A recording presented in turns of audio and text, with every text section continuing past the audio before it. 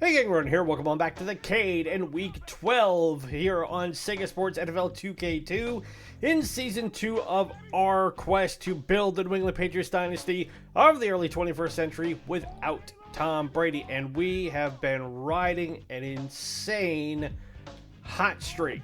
If you go all the way back to Week 4 when we lost to the Colts, 14-7, we have won 6 straight games where we have outscored our opponents 161 to nothing. And that's playing it on standard difficulty. I haven't tweaked anything. There are no real handicap sliders or anything in Sega Sports NFL 2K2 like there are in later versions of Madden. So, for this week, we are going to host the Dallas Cowboys, looking to lock up a playoff spot as we are one of the top 2 teams in the league. So, without further ado, let's get cracking. Your 2002 Dallas Cowboys, well, let's put it this way. This was not Jerry Jones's finest squad that he put on the field. They finished 5-11 under head coach Dave Campo. If you don't know who Dave Campo is, that's okay. Most people at this point don't remember him either. They finished at the bottom of the NFC East. They were the only team from 2000 to 2002 that did not win more than 5 games in a season. It was the 3rd year in a row that they went 5-11.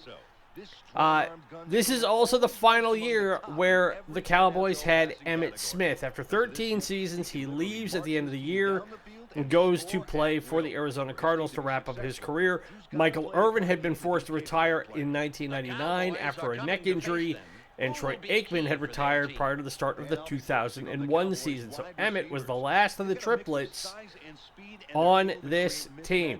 They also did not do great in offseason acquisitions. They picked up Leroy Glover from the Saints, and he was a really good, I'd say, B to low A grade defensive tackle. But it was truly the end of the Ryan Leaf era, as he had left the squad as a backup quarterback. He went to the Seahawks and then retired. And then, obviously, if you've been following his career post-NFL, it had a lot more lows than highs. So we'll get this ball game underway. Dallas didn't do badly in the draft. They picked up Roy Williams, a safety, not Roy Williams, the wide receiver.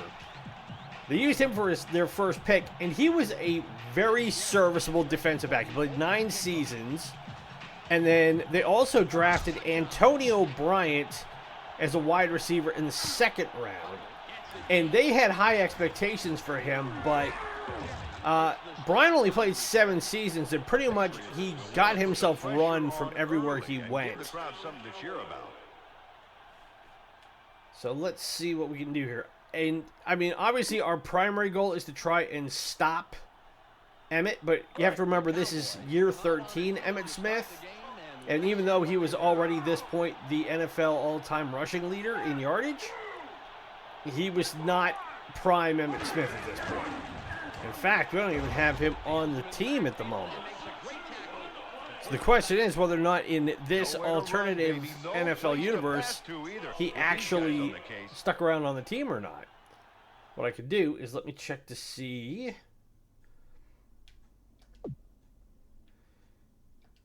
Cowboys players, injuries. Wow, Rocket Ishmael is still on this team. He's got 3 weeks of the herniated disc. And they've got another player out for 10 weeks with a torn Achilles tendon. Do they have... No, they don't have him.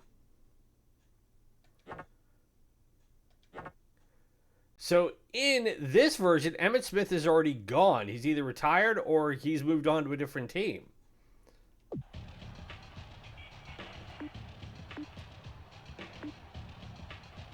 So we'll have to see who their running backs are.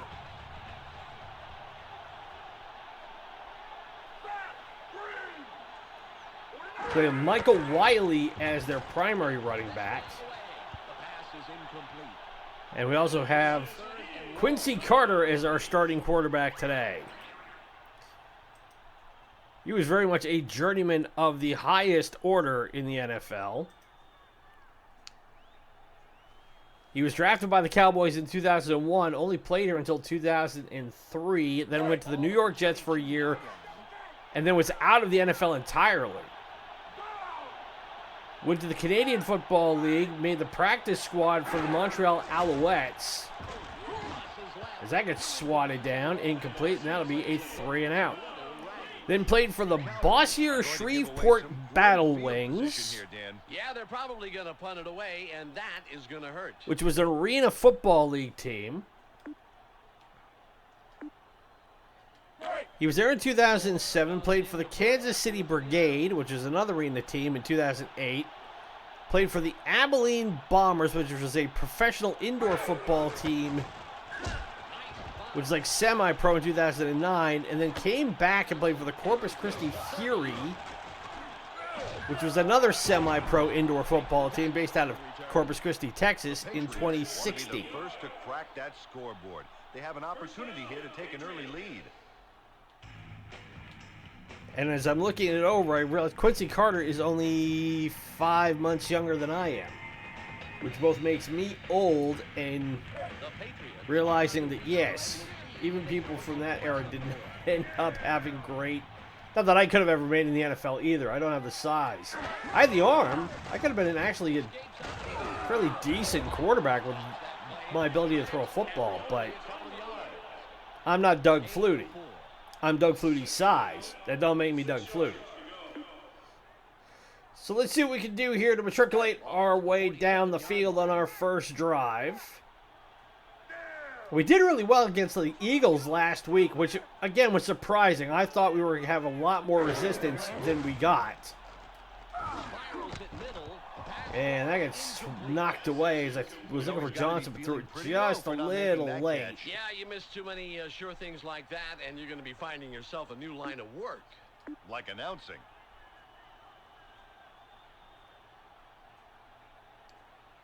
So it will be 3rd and 6.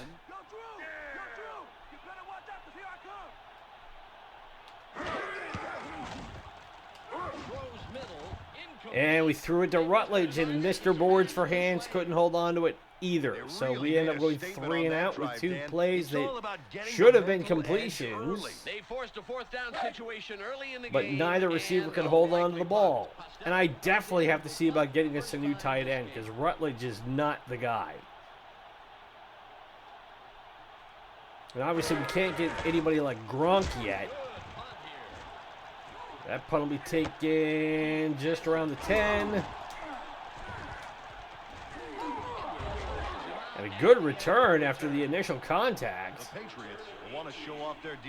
So for his career, Quincy Carter played in 38 NFL games, 6,337 yards, 32 touchdowns versus 37 interceptions. That don't look good on pretty much any resume.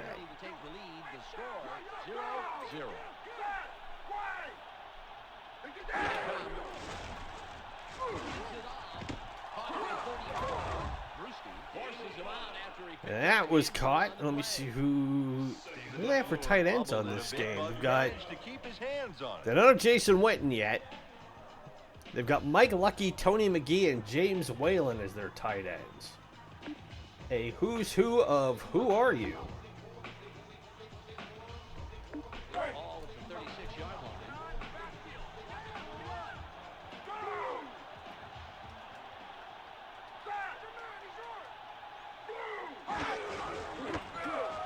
Well, he said look for the run. We found the run all right, because Wiley went nowhere. They hang tough. Gardner went right through that gap and put him down. Oh, I think they even got knocked back a bit. What a blow to this offense's. Then along with Antonio Bryant, the Cowboys had Joey Galloway, who I remember from his early days in Seattle with the Seahawks. Man, could he fly down the field.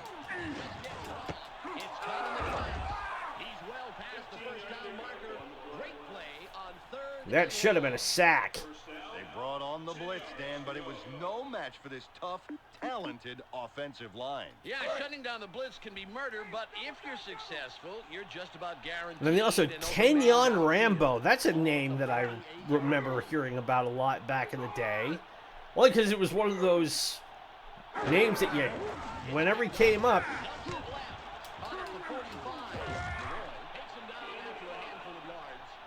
let's see, because he ended up playing in the CFL. If I remember, he went to Ohio State. I'm sorry, the Ohio State, and he did. And I'm contractually obligated to always call it the Ohio State. And like Quincy Carter, Rambo got drafted by the Raiders, was a practice squad pick, then went to the Cowboys in 2001-2002, followed Carter to the Jets, then went to the Canadian Football League, played for the Stampeders for 6 years, the Calgary Stampeders, then finished his career in 2012 with my personal favorite Canadian football team, the Toronto Argonauts. First and 10.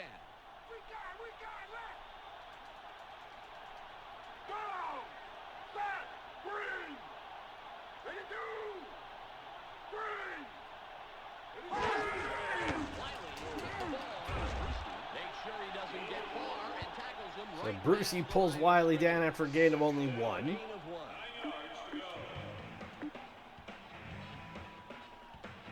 It's second and 9. It's be 2nd and 9 with about 1:15 to go in the quarter.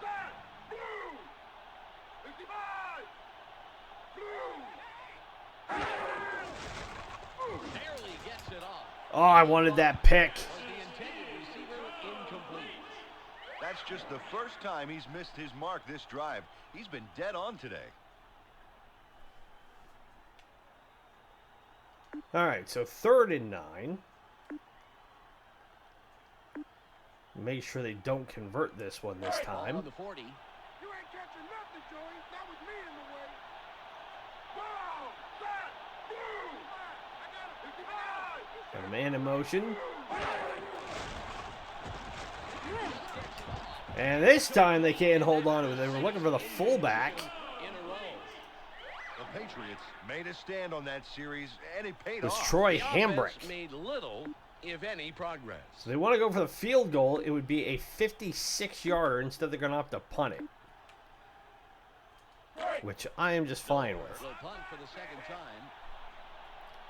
Who do they have on the defense on this team? They had Ebenezer Ekubon, who's another great NFL football name that you would think you would have heard back in the day in a Key and Peele skit. Like that one that they did where they came up with all the ridiculous NFL player names. The most famous one of that, I believe, if I remember right, is Hingle McCringleberry. Ebenezer Ekubon is tailor-made for that skit. All right, let's see if we can get our offense going here. Who else did they have on this team? They had Dak Gwynn in the linebacker. I remember hearing about Dak Gwynn because he went to the Texas A&M and was a great collegiate player. But unfortunately, he just got beat up so much when he got in the NFL that injuries just did not allow him to have a great career. But in a lot of ways, he was a precursor to Luke Kuechly. And of course, Luke Kuechly's going to the Hall of Fame. I think had he been able to stay healthy, Dak Gwynn could have put himself in the argument for being a Hall of Fame linebacker. Would he have gotten it with the Cowboys? I don't think so. But for his time, he was a really good, talented kid. As Redmond fights to get a first down, and that'll be the final play of the first quarter. So we have 15 minutes in the books. And we have no score on the board. But we've got the ball. And we're starting to establish the run game. Wow, Ross Tucker is on this squad for the Cowboys. Considering how often I see him every week on the Dan Patrick radio show, I think this was his second to last stop.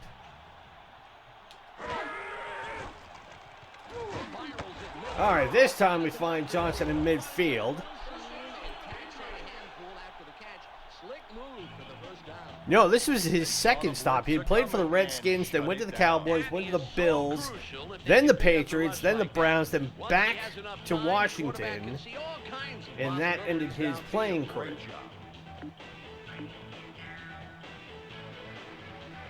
And like most people, I mean, obviously there's a lot of people who don't like Ross Tucker. I personally, I don't have a problem with him. He is a bit of a meathead, but I mean, he plays it up well.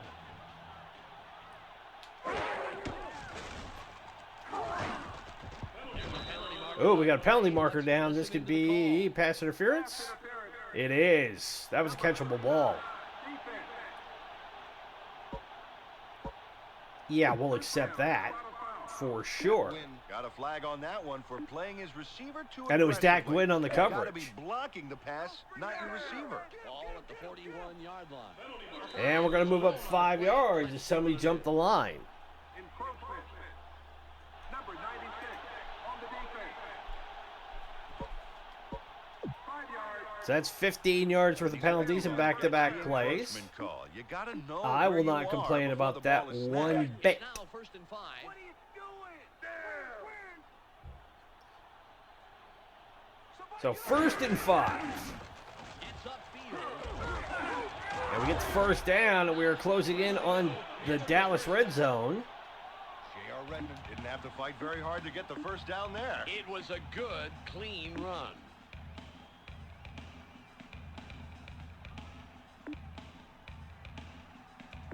All right, that's not going to help me. There we go. First and 10.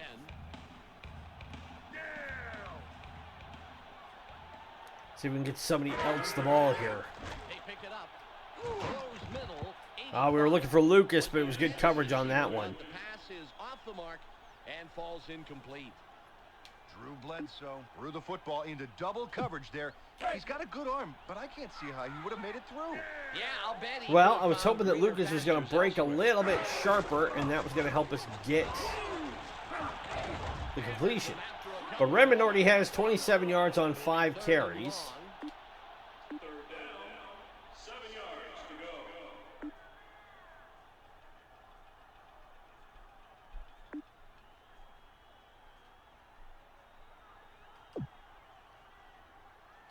It's third and about 7. All right, we third and along 7. We got to make a completion here. We are in field goal range, but of course I want 6, not 3. We go to Lucas. He's got it. He's down at the 1.5 yard line. I didn't expect to throw it that way. I was going the other way to Johnson. Delivers a big play with a monster catch. But Lucas went right down the sideline. We got him open. And that was a huge chunk play. So now we are just knocking on the door of putting points on the board. This is the point where I'm to complain about how that all panned out. I got nothing for you. Because Redmond will walk it on in for 6 points. So we're on the board, 6-0 with 2:41 to go here in the first half. He was close enough that he just needed the right hole to get inside, and he got it. Hey, 6 is 6 no matter how easy you make it look. And we'll have Vinatieri come on for the extra point. Well, I got a minute. Offer slight mea culpa to everybody who had been tuning in for our playthrough of Super Robot Wars Alpha Gaiden. We had a delay in getting the latest episode up. And as I explained it over the course of that recording, for the simple reason of I'm pretty sure we hit the hardest mission in the game, short of potentially the final fight. It was an absolute slog that took me the better part of 2 weeks to get it recorded. Because every time I thought I was close to actually finishing it and beating the mission requirements in taking out the big baddie in that particular fight, things inevitably went pear-shaped and we could not beat him. Because there was a time limit for how long it took us to beat him, and we had to have certain things happen for... Ooh, yeah, I'm going to back that up. We had to meet other parameters in order to finish it. And got too aggressive, And drawing the holding call. it just, everything that could have consistently gone wrong went wrong. So, but we got it done. So, normal service will be restored. We will have new episodes of that up again starting Monday and Wednesday. And we're almost done with it. We only got a couple of missions left. Quincy Carter really should have looked before he threw there.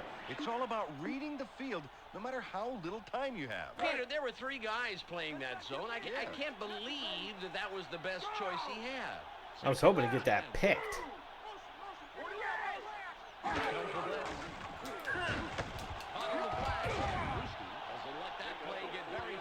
So only a short pickup of 4 as Teddy Brucey's got his 3rd tackle of the day. Just a little out in front of him. He judged it just right. Let's bring up 3rd and 6.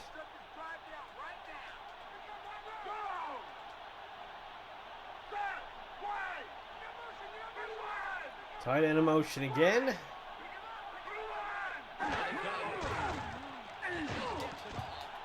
Oh, that should have been picked. We're right at Shaw.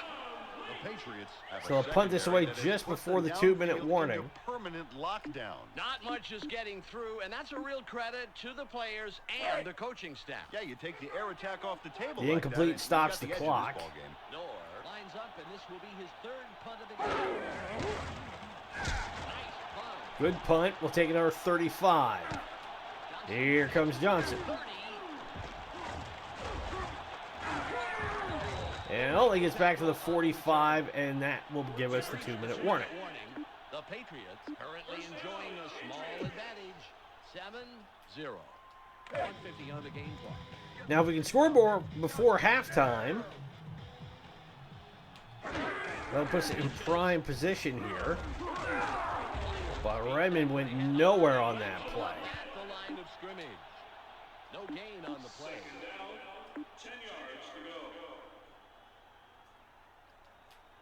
Ball at the 46-yard line. All right. So 2nd and 10 on our side of the 50. Barely gets it off. And we go to Lucas, and he's got it with a diving catch, 1st down. Number 85 got creamed like cafeteria corn on that play and still managed to retain the ball. You can't coach willpower like that. 1st and 10. Nope, but we'll take it. We still got 3 timeouts as we're closing on a minute to go. One shotgun. Oh, Brown had it but couldn't hold on to it as I threw it into triple coverage. I'm lucky that wasn't not to be picked. saddled with an interception there, Dan. There were guys all over the place out there. That was not a smart throw, Peter.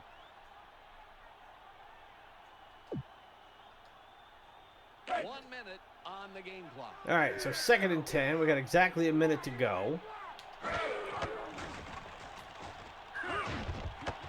We got away to Lucas again, and it's there for a 1st down. This time we'll take our 1st time out. Take their 1st time out and stop the clock. Now that the combine is on, I am very much in the mode of looking forward to seeing how the offseason is going to shake out. I know everybody's looking at the fact that Matthew Stafford got re-signed with the Rams. You know what that's going to mean for the free agent market, where Sam Darnold's going to land, things like that. What the Browns are going to do about that miserable Deshaun Watson deal. That was my last stop in. Ooh, his Bledsoe got creamed, but it was an incomplete. Had no choice but to throw that one away, Dan. I agree, Peter. He was groceries. That was there. my last media stop, was being in Ohio, working in the Cleveland area, and I actually got to report on that signing happening in real time. It was a weird day to be in the newsroom. Like, nothing was going on, and all of a sudden we kicked into absolute high gear because our assistant manager came running out of the newsroom and was like, Deshaun Watson's coming to Cleveland. We're like, what? Deshaun Watson's coming to Cleveland. Go! And, like, you've never seen as many reporters just put our heads down and just get on it. It was really cool. But, and I got to be the one that wrote the article that said Deshaun Watson is now a Cleveland Brown, at least for my news station.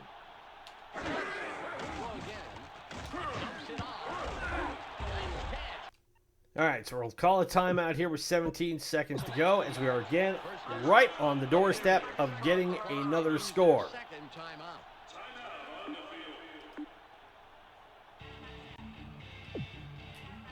Unfortunately, my time at that station did not last much longer than that, but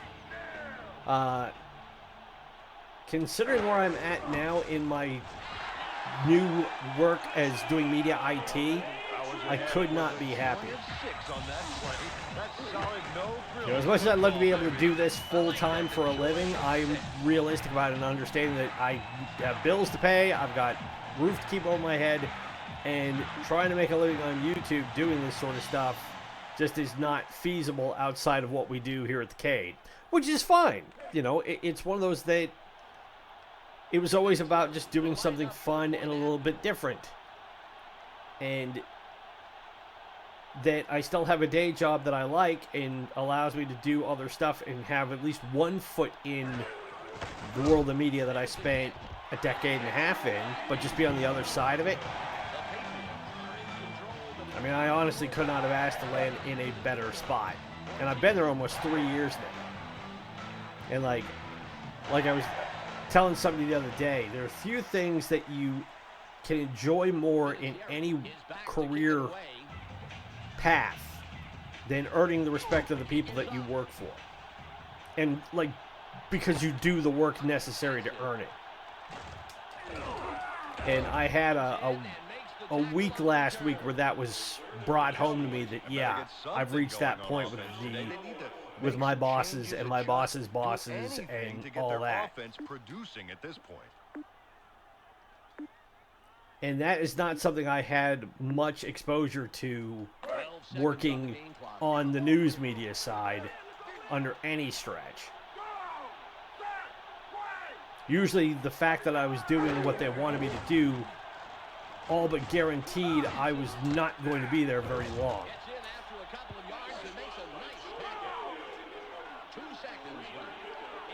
So they don't get the playoffs. We go to the locker room with a 14-0 lead over the Cowboys. And we get the ball to start the second half. But before we do that, I am going to do the following. So we're going to game options. We're going to up this to pro. So again, as this game came out, the default feature is rookie. I'm going to up it to pro because I want to see just how much different we can do here in Season 2. We're up 2 scores, so basically we just got to hold the lead. But I did this last year, and it did end up causing us to lose a game. But like I said at the outset of when we started this whole scenario of creating the Patriots dynasty on this game, it was never about going undefeated. If we managed to go undefeated, great. But the Patriots never pulled off the perfect season. We all know what happened when they got close to it in 06. I'm not going to rehash it. That's why I have, one of the many reasons why I have a therapist. But, and I'm pretty sure we just jumped the line. Willing to bet that's Damian Woody again. Number 65 on the offense. 5-yard penalty. Damian Woody looked like he was trying to draw somebody off sides, but he'll take home the flag this time. And it was Damian Woody. So that backs us up 5 yards. Relatively few penalties, and that tells me just one thing. They're focused in on this game. Everybody's playing.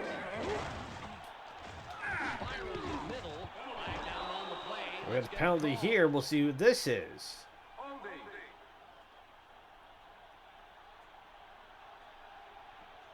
Number 64 offense. So now we have back-to-back penalties that came out of nowhere. Draws the holding call. So even if that had been complete, that would have been called back on the penalty.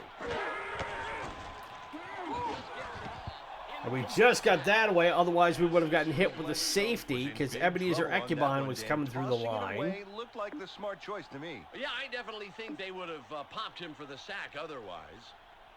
Ball on the 7. So immediately the difficulty of this game has skyrocketed.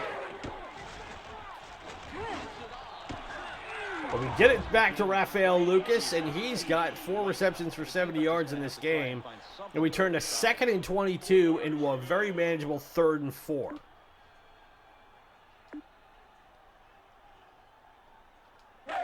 So now I just need a short completion for a 1st down.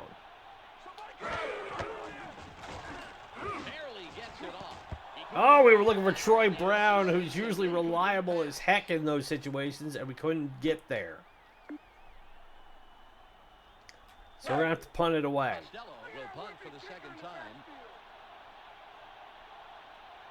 But part of my doing this is also that we've run off 6 straight wins, and they've all been shutouts. And if we manage to maintain the shutout streak in this game, that will be truly crazy. I don't think there's ever been a point in NFL history where a single team has gone that long shutting out their opponents. The 85 Bears didn't do it, and I had a ringside seat for that entire season, including the Super Bowl. The Steel Curtain Steelers of the 70s didn't do that. The Ravens of the aughts didn't do that.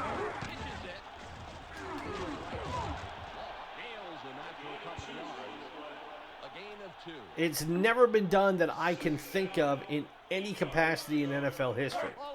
So, rather than make it too easy and allow myself to keep building up that sort of win ratio,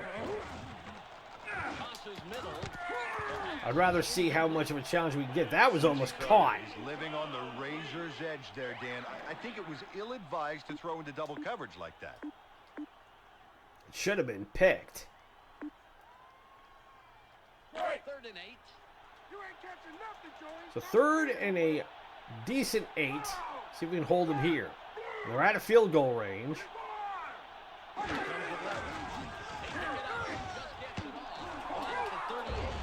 And they're still not in field goal range. That's 4th and 2. The Patriots are if they try, it'll be a 52-yarder. The defensive coordinator couldn't be happier, Dan. And they're going to punt it. The defensive coordinator is happy, the coach is happy. Yeah, and when the coach is happy, next week's practices are a lot more pleasant. Noor is ready for his 4th punt of the game.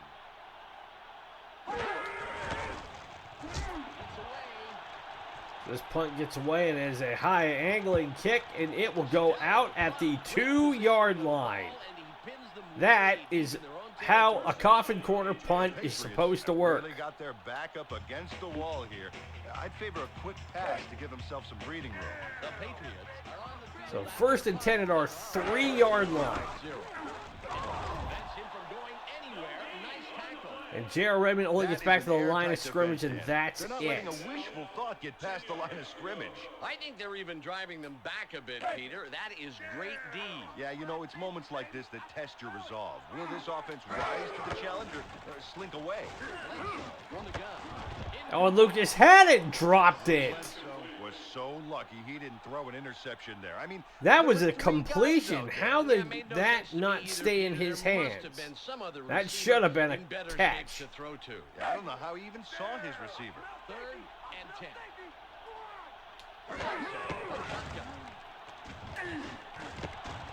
10. We go to Troy Brown, and this time he holds on to it. We got the 1st down. All right, so we're out of immediate danger. Now we just got to get out of our red zone.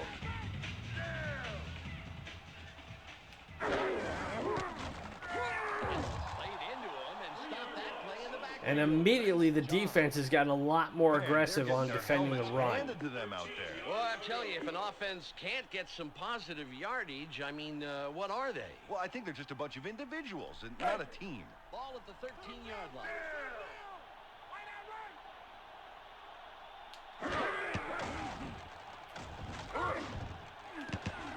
Oh, picked off.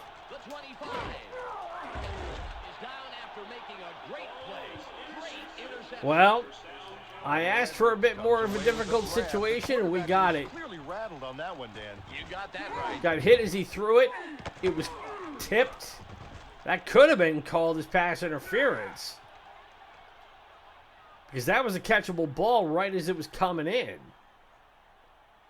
So it's 1st and goal at our 9-yard line. Away with a nice interception, but they need their offense to capitalize. They trail 14-0.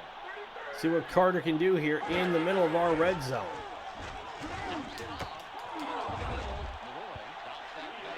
They only picked up a couple. Gain of 3. Ball on the 7. So 2 minutes to go here in the third. We still lead 14-0, but Cowboys are in their best position now to get points on the board.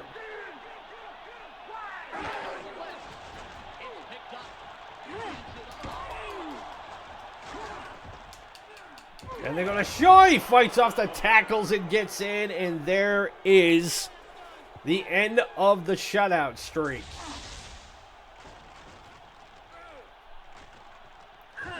LaFleur should have been pulled down.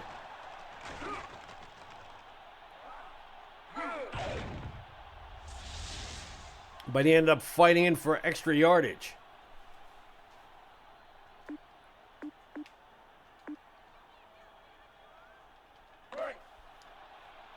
Okay, so they will try and make it 14-7.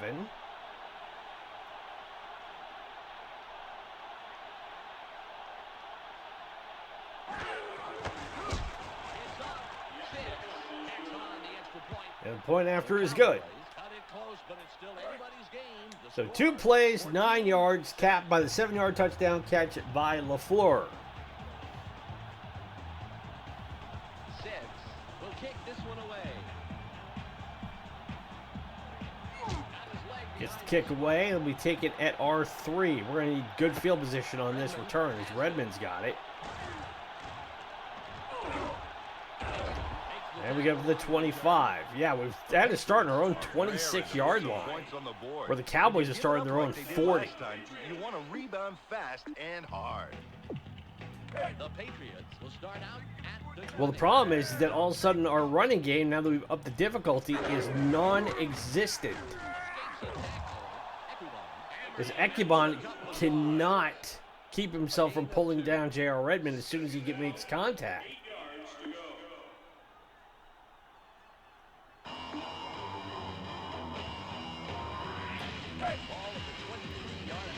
All right, so 2nd and 8.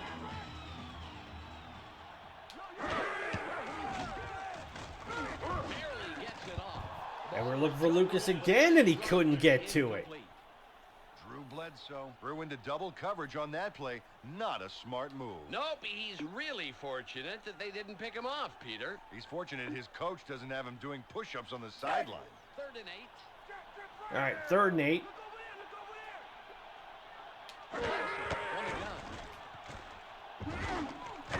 This one is caught, 1st down.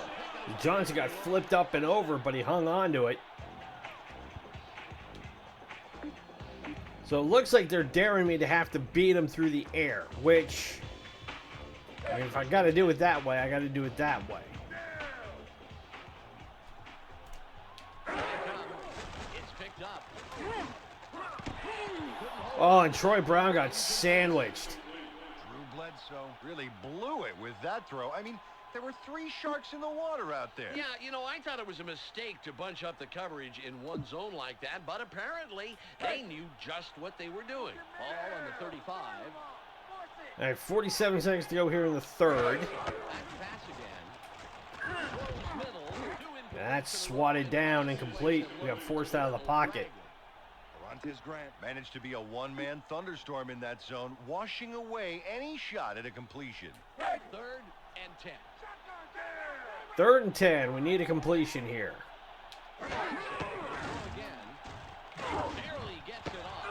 Oh, and Lucas had it and got it dislodged again. Now we're in Madden territory, and this is ticking me off. When you know a guy's got a reception and it's right there, and he should have it and should hold on to it, but it's always the contact continuously jars it loose, but you do the same thing to your opponent and they never drop the ball.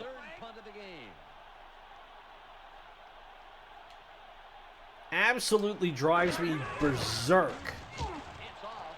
And it's one of those mechanics that in football games, they absolutely need to do something about.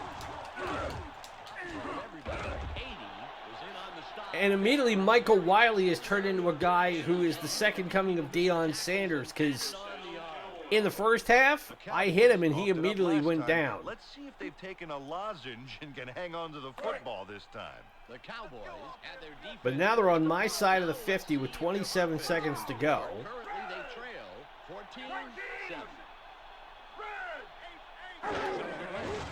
They pick it up. Crosses middle. They bring him down immediately. That should have been a sack. The first down. Michael Wiley But came instead away it's with a the first football down. Despite all the defenders around him. It's 1st and 10.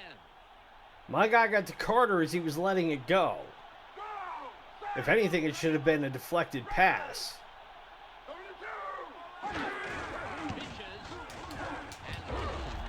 And that is the final play of the third quarter. So 15 minutes to go. But it's anybody's game. 14-7. And 2nd and 6. Ball at the 27-yard line.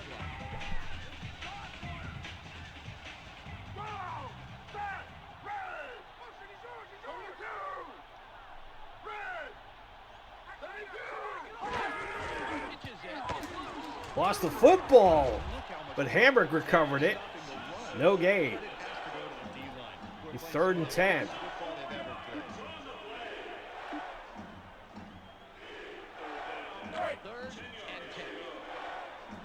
All right, so we're going to stop them here because they're in field goal range.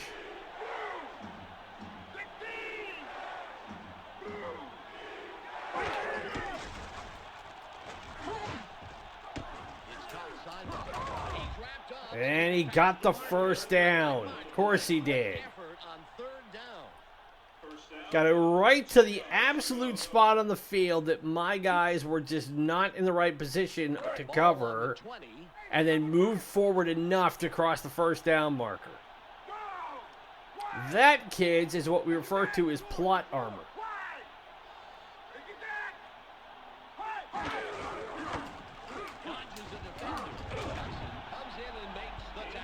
Be 2nd and 5.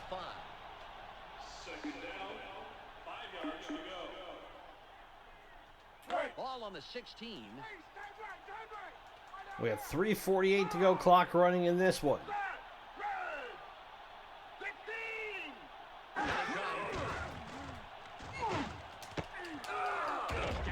And they go to Fox again, and he's got it first down inside the 10.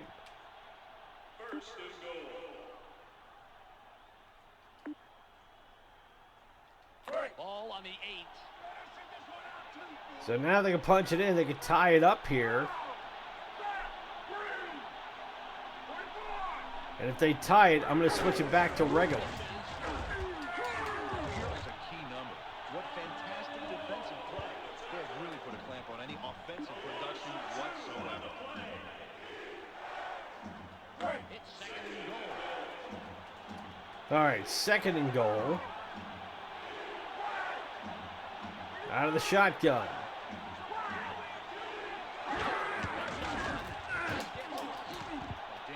Tipped. Oh, that should have been picked.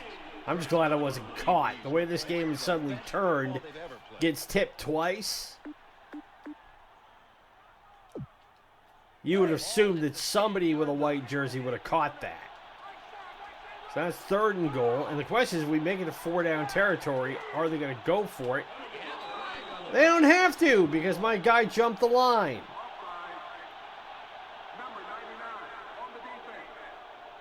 Just give him a 5-yard boost. Now it is 3rd and goal at our 5. Flinched far enough that he got the flag.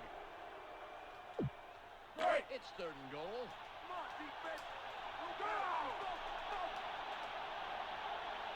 Now stay on your side of the line, boys. And it's a touchdown as they find Fox again. the catch for the touchdown. It was a quick, effective throw. He was right where he needed to be on that one. On the pump fake. And now they'll go for the extra point.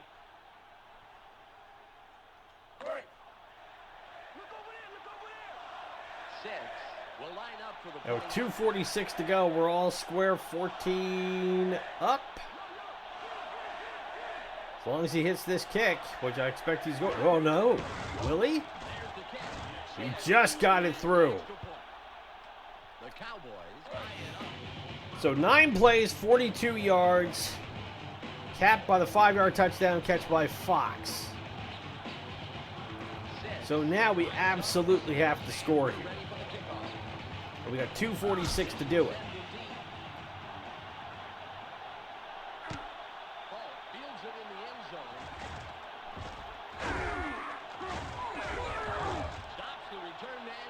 And Falk with a decent return up to the 25-yard line. So, let's see, just for the sake of argument.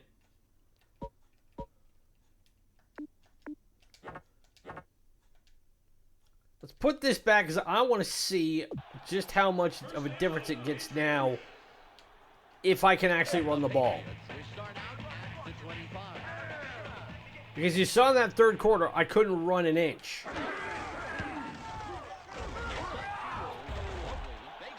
I got 12 carries for 29 yards. I had 27 yards in the first half.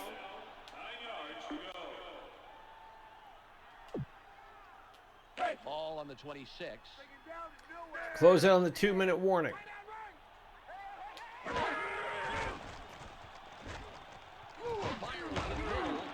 And we found Lucas first down. It's 1st and 10. Can we get the play out before the 2-minute warning? Yes, we'll be able to.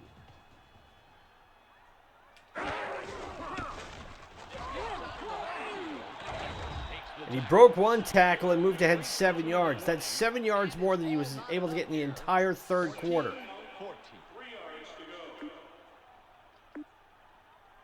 And this is the thing that bugs me about difficulty levels, not just in NFL games, but in sports games overall, and in most games overall, is that you put such a difficulty spike baked into each level.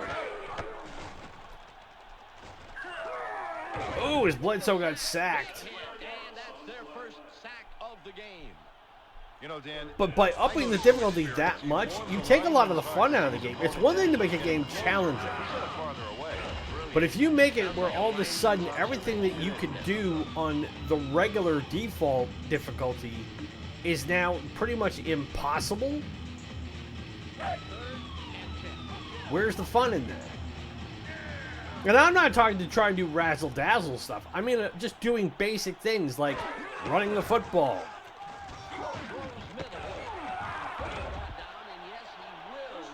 Wait, just enough for the first down on that play.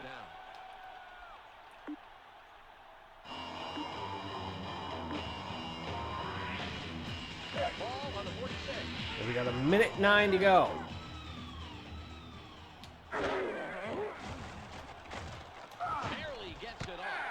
We get it to Troy Brown and his banner down. 52 seconds on the clock.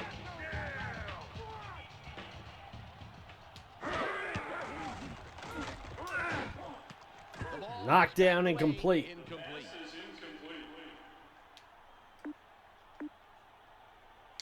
Now, if this comes down to a field goal, we did not do well on field goals last week.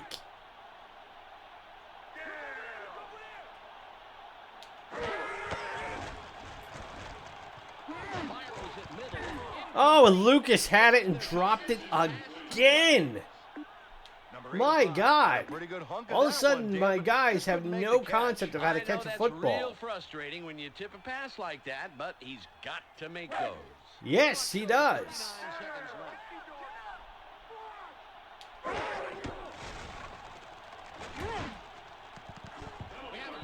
that's a penalty marker, but we'll see who it's on. On Dak Gwynn again. This time we got lucky. Dexter Coakley gets himself into some Oh, it's hot Dexter water with Coakley who had that defensive foul. interference call. It's a fine line, but he stepped way over it. All right, we got 35 seconds. We still have 3 of our timeouts.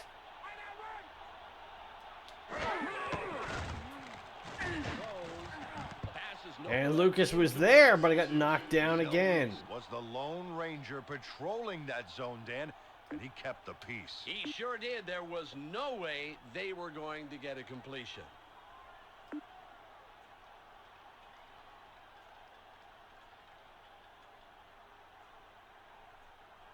Just 31 seconds left on the clock. All right, see if we can get a little bit closer here. Barely gets it off. We barely got that one away. That's the second incompletion in a row. All right, so what we're going to do is we're just going to go ahead and run it because we're in field goal range. Wriggles out of the back with the tackle. They can't afford to cough it up here, Dan. They've got to And go then what for we're going it. to do is we're going to let this run down to about on this play.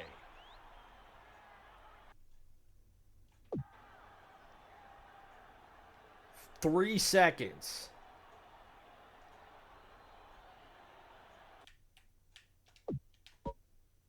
The Patriots So we got a timeout. and stop the clock. We'll bring out Adam Vinatieri. And this will be a Vinatieri can win it with this 42-yard field goal. pressure down on the field right now.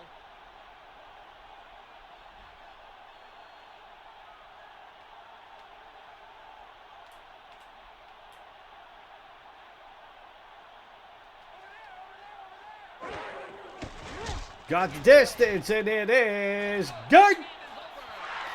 So Adam Vinatieri wins it for us on a walk-off field goal. So we keep the win streak alive, but the scoreless streak finally ends 17-14. But like I said, that also exemplifies why it is that in games like this, you switch the difficulty level and it becomes an entirely different beast. If I hadn't switched it back, I'm pretty sure there's no way we would have won that game. I'm okay with losing the win streak, and honestly, you know, if we had lost it again, I wouldn't have been that broken up about it. But at that point, I was more ticked off about the fact that we just could not move the ball at all. Like, any pass we would throw couldn't be caught. Any run was immediately snuffed. Whereas if you set it on standard difficulty, all that opens up. And that is something that I will never understand why it is that game developers and programmers decide they're going to make those curves that steep. And I've been playing NFL football games since 40 years ago. I played it on the Intellivision, the ColecoVision, the Atari, the Nintendo Entertainment System. I played them on every console imaginable. And back in the day, that wasn't something that was that difficult to sort out. You had plays that you could run and it would work. I mean, basic stuff again, not razzle dazzle stuff, not gadget plays, not trick plays, basic stuff. But by the time we got to the 32-bit era, they just started spiking it so badly that it does take, in a lot of ways, a lot of the fun out of it. But be that as it may, we got the win. So we're 10-1 on the season. And who do we play next week? We go to Cincinnati and take on the Bengals. So that will wrap up Sports Saturday for this week. Thank you very much for tuning in. If you've been enjoying the content, you know how to show it by now. Also, be sure to catch Sucker Punch Sunday tomorrow, where we play a classic fighting or fighting platform-based game from the 3rd, 4th, 5th, and 6th generation. And like I said, we are getting back to regular scheduling for the remainder of Super Robot Wars Alpha Gaiden. New episodes will go out Monday and Wednesday, and we should have that done, I'm hoping, by no later than the middle of March. And then, like I said, we're going to take a little respite from doing our next playthrough. We've already got it picked out, but we're going to bring back WTF Wednesdays and our one-day playthroughs on Mondays and Wednesdays, respectively, for a couple of weeks. Then we'll dive into the next one. Be sure to follow us on social media through Instagram, Threads, and Blue Sky. Ronan's Archicade to spread the word about us as we continue to grow this channel, make it bigger and better. My name is Ronan. It's been great to spend this Sports Saturday with you. Be safe, be well, happy gaming. We'll talk to you tomorrow for Sucker Punch Sunday. Bye.